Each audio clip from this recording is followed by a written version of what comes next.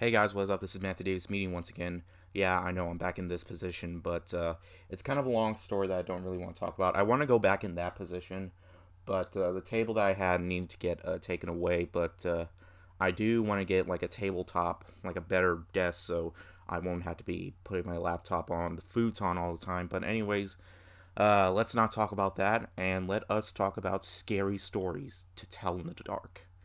Now, it's 1968 in America. Change is blowing in the wind, but seemingly far removed from the unrest in cities is the small town of Mill Valley, where for generations the shadow of the Bellows family has loomed large. It is in their mansion on the edge of town that Sarah, a young girl with horrible secrets, turned her tortured life into a series of scary stories written in a book that has transcended time stories that have a way of becoming all too real for a group of teenagers who discover Sarah's terrifying tome.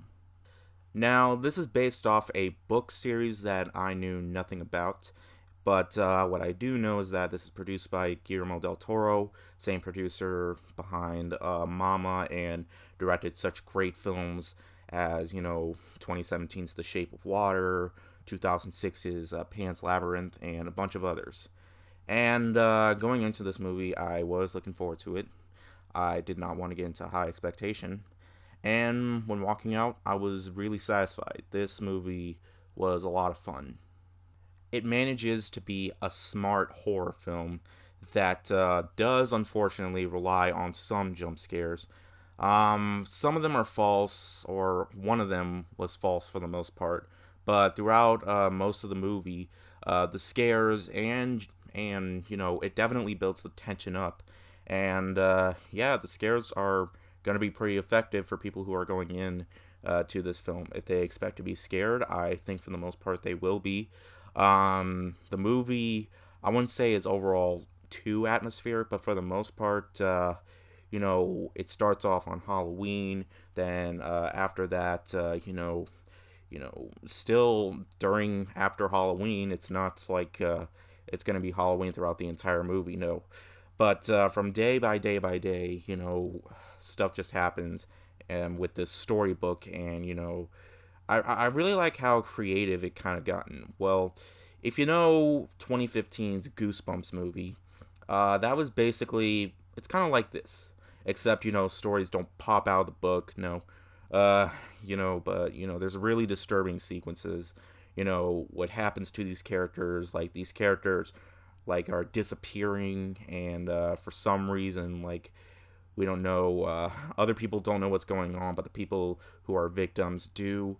And the movie just it really creeped me out. But there are some scenes in the trailer that are to expect it to be seen in here, but they were different than what I expected it to be. From that scene in the trailer with a girl and the zit. Yeah, it's pretty disturbing when you watch the actual movie itself. And when it came to characters, I only cared about Sarah's character. All the other characters, they were like, they were just there, just to tell like to be like in this horror mood to become victims because you have a feeling that something's gonna happen to them, and that's the least expected. But no, for the most part, our heroine here is pretty likable, and there are scenes where they're dealing with bully because they're teenagers and situations like that, and we get to see like these really tense events just building up, especially near the end. And this is a movie that could likely spawn a franchise. And I'm hoping that the franchise might get better because the end definitely leads to another movie. And honestly, I do kind of want there to be another movie because it raises a lot of questions. And if they make another movie and answer those questions the way you want it to, then I think it would be a pretty solid franchise for this movie to be made. Let's just hope it makes enough money, land at number 2 in the box office this weekend, and it's getting pretty good reviews. So hopefully we'll see more of these movies since this is a spawn of series of books, and and if Guillermo del Toro, sometimes it's Guillermo or Guillermo. Most people say Guillermo, but he didn't direct the movie.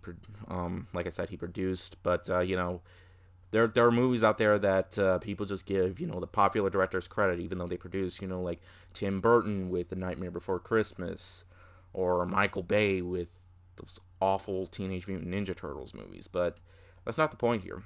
The point is it delivers scares and what you want to see in a supernatural horror film that is PG-13. So I have a feeling a lot of teenagers are going to go into this movie and definitely expect what you expect going into the movie. For the most part, the other characters, they weren't really that memorable, and all in all, but the performances were acceptable enough. And those other jump scares that happen, like, I don't really like seeing movies like that, but you know they're kind of predictable. But all in all, for a film like this, it's something that I basically expected. I didn't expect something like Hereditary or The Babadook. No, I expected a fun, PG-13 supernatural horror film with teenagers in it, and that's exactly what I got. I'm gonna give Scary stories to tell in the dark. 4 out of 5. So yeah, for the most part, if you want to enjoy yourselves, have a fun time, getting scared, like huddling up to one of your friends, like, oh, then yeah, this is the movie to check out. I really wish this movie came out like closer to like Halloween. It would kind of make more sense because this would be a movie to watch around Halloween time. And yeah, uh, so glad this movie did not disappoint. Uh, but yeah, thank you guys so much for watching.